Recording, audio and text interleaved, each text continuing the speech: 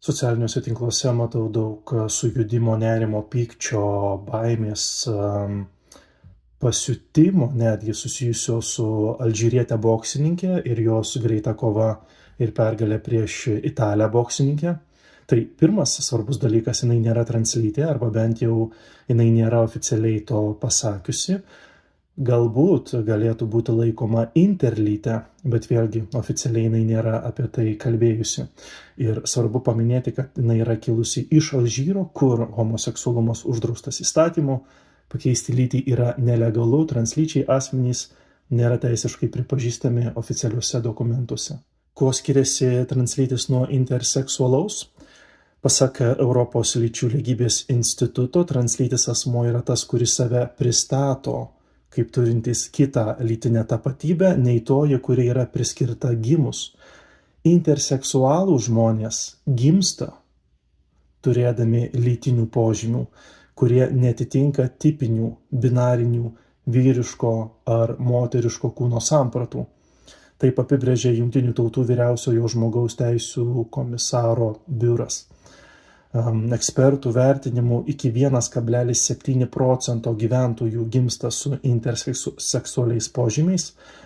Tai gali būti susijęs su lytinė anatomija, lytiniais organais, hormonais ar chromosomų modeliais. Amnesty International dar prideda, kad interseksualumas gali pasirodyti ir vėliau brandos laikotarpiu. Amnesty International taip pat sako, kad interseksualumas nieko bendro neturi su lytinė orientacija. Asmenys gali būti tiek heteroseksualūs, tiek homoseksualūs, biseksualūs ar aseksualūs. Kodėl Imani Khelif buvo diskvalifikuota iš pasaulio bokso čempionato pernai metais? Pasak Tarptautinės bokso asociacijos, atlikus tyrimus buvo nustatyta, kad Khelif netitinka kriterijų. Kokie tie kriterijai jie nesako? Kovo mėnesį įvykusio direktorių valdybos posėdžio protokole buvo rašyta, kad 2 nepriklausomos laboratorijos esančios 2 skirtingose šalyse įvertino, kad netitinka vieno iš tinkamumo kriterijų tęsti varžybas čempionate. Vėlgi, kokie tie kriterijai buvo nepažymėta, tik tai pridėta, kad jos turi konkurencinį pranašumą prieš kitas varžoves. Tarptautinės bokso asociacijos prezidentas yra rusas Umaras Kremlevas. Kremlevas teigia, kad yra keletas sportininkų, jisai panaudojo vyrišką lytį, kurie mėgino apgauti dėl savo lyties visus kitus ir esą, kad buvo rastos X ir Y chromosomos, kurios yra būdingos vyrams.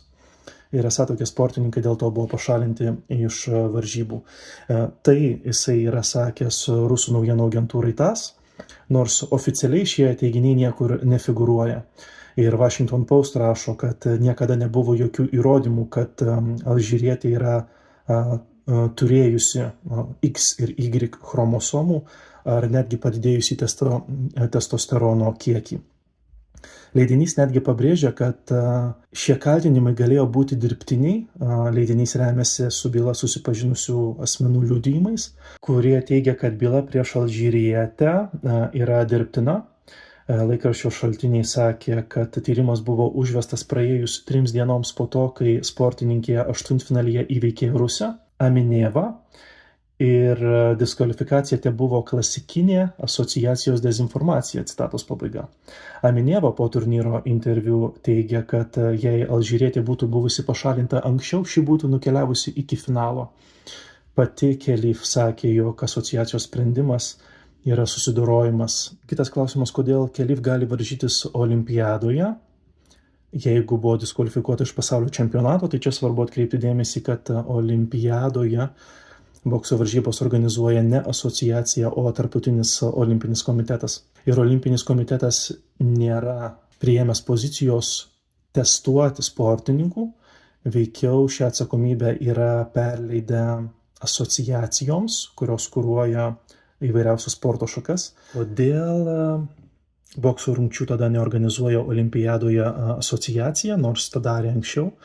Reikalas tas, kad 19 metais jį buvo nušalinta nuo šių atsakomybių, o pernai metais išmesta iš olimpinės šeimos. Taip nusprendė Tarptautinis olimpinis komitetas, kuris nepritarė, kaip asociacijai vadovauja prezidentai iš Uzbekistano ir Rusijos, kad asociaciją remia Gazpromas. Taip pat komitetui kilo rimtų abejonių dėl kovų ir teisėjavimo sąžiningumo. Čia galima paminėti, kad komitetas asociaciją bokso pašalino praėjus 3 mėnesiams po alžyrietės diskvalifikacijos iš turnyro. Kremliovas, dabartinis vadovas, turi ryšių su Kremliumi. 2022-aisiais asociacija nusprendė be jokių apribojimų vėl grąžinti Rusijos ir Baltarusijos sportininkus į varžybas, o ankstesnis asociacijos vadovas Gafūras Rakimovas, jam buvo taikomos Jungtinių Amerikos valstijų sankcijos dėl dalyvavimo heroino prekyboje ir Eurazijos nusikalstamo sindikato veikloje. Iš visos situacijos bent jau man susidarė įspūdis, kad Kelif yra itin stipri ir galbūt net nenugalima, kad visos varžovės tiesiog gulsis jai po kojom per pirmasias minutės. Tiesa ta, kad Kelif yra nugalima. Pavyzdžiui, prieš 4 metus Tokijoje ji ketvirtfinalyje pralaimėjo airei Hayley Harrington, o prieš 2 metus pasaulio bokso čempionate ji suklupo prieš kitą airijos boksininkę Amy Broadhurst. Ir beje, ši sportininkė Amy socialinėme tinkle X parašė, kad nemano, jog alžyrietė kaip nors sukčiauja dalyvaudamas sporto bokso varžybose. Cituoju, manau, kad ji tokia gimė ir tai nuo jos nepriklauso. Faktas, kad prieš tai ją nugalėjo 9, ne tik 2, bet 9 moterys, yra daug ką pasakantis.